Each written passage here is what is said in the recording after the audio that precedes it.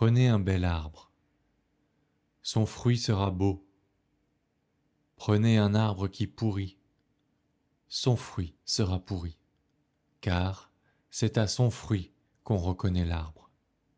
Engeance de vipère, comment pouvez-vous dire des paroles bonnes, vous qui êtes mauvais? Car ce que dit la bouche, c'est ce qui déborde du cœur. L'homme bon, de son trésor qui est bon, tire de bonnes choses. L'homme mauvais, de son trésor qui est mauvais, tire de mauvaises choses. Je vous le dis, toute parole creuse que prononceront les hommes, ils devront en rendre compte au jour du jugement. D'après tes paroles, en effet, tu seras reconnu juste. D'après tes paroles, tu seras condamné. Quelques-uns des scribes et des pharisiens lui adressèrent la parole. Maître, nous voudrions voir un signe venant de toi. Il leur répondit, cette génération mauvaise et adultère réclame un signe. Mais, en fait de signe, il ne lui sera donné que le signe du prophète Jonas. En effet, comme Jonas est resté dans le ventre du monstre marin 3 jours et 3 nuits, le Fils de l'homme restera de même au cœur de la terre 3 jours et 3 nuits. Lors du jugement, les habitants de Ninive se lèveront en même temps que cette génération, et ils la condamneront.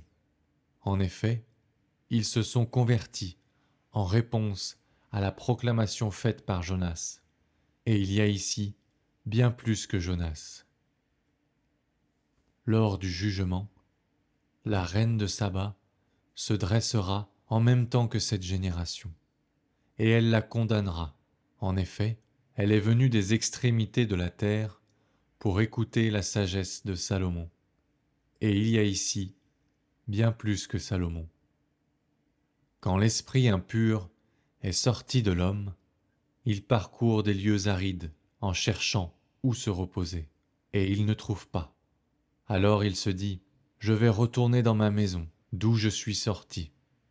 En arrivant, il la trouve inoccupée, balayée et bien rangée.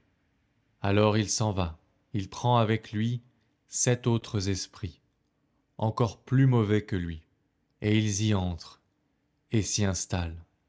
Ainsi, l'état de cet homme-là est pire à la fin qu'au début. Voilà ce qui arrivera à cette génération mauvaise.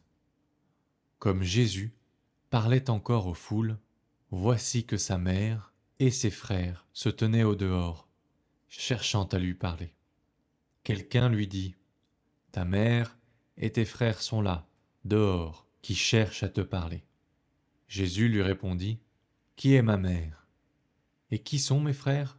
Puis, étendant la main vers ses disciples, il dit, « Voici ma mère et mes frères, car celui qui fait la volonté de mon Père qui est aux cieux, celui-là est pour moi un frère, une sœur, une mère. »